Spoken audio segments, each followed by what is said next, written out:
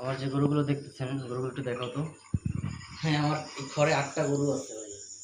মানে এই ৮টা সম্পূর্ণই খুরা রোগে ভাই আক্রান্ত। মানে খুরা রোগের জন্য কি কি ঔষধ, কি কি ঔষধ করাইছি, কি ভ্যাকসিন মানে কি ঔষধ খাওয়াইছি, তারপর কি ইঞ্জেকশন দিছি, তারপর এই যে মানে মুখ দিয়ে যে লালা পড়তেছে, যে এখন দেখেন একটু কমছে, আগের থেকে অনেকটাই কমছে। আজকে ৪ দিন, মানে এটার ৪ দিন, ওইটার ৫ দিন, মানে এরকম একবারে এক একটা হয়েছে। মানে একদিনে সব হয় নাই, এটার ৪ দিন চলতেছে। তো আলহামদুলিল্লাহ মানে অনেকটাই কমছে, যে মুখ দিয়ে লালা পড়া অনেকটাই কমছে। মুখও মানে আমরা যেটা বলি মানে আমাদের ভাষায়, যে মুখও ধরছে, পাও ধরছে, মানে পায়ের খুরও ফেটে গেছে, মুখও ঘা হয়ে গেছে।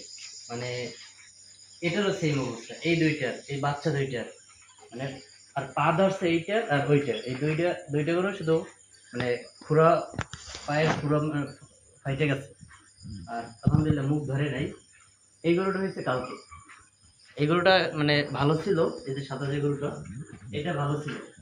এটার কালকে সকাল থেকে দেখি তার মুখ থেকেও লালা পড়তেছে, মানে পাড়া দিতে পারতেছে না, মানে মানে খোঁড়াইয়া হাঁটতেছে, যেটা মানে হাঁটতে পারে না পা দিয়ে, পাড়া দিয়ে। ওই যে বাচ্চাটার অবস্থাও কাহিল, আলহামদুলিল্লাহ মানে এখন মোটামুটি সুস্থ। তো কি কি ঔষধ খাওয়াইছি আপনাদের ইনশাল্লাহ কালকে ভিডিওতে দেখাবো। আশা করি সবাই ভালো থাকেন। আসসালামু আলাইকুম।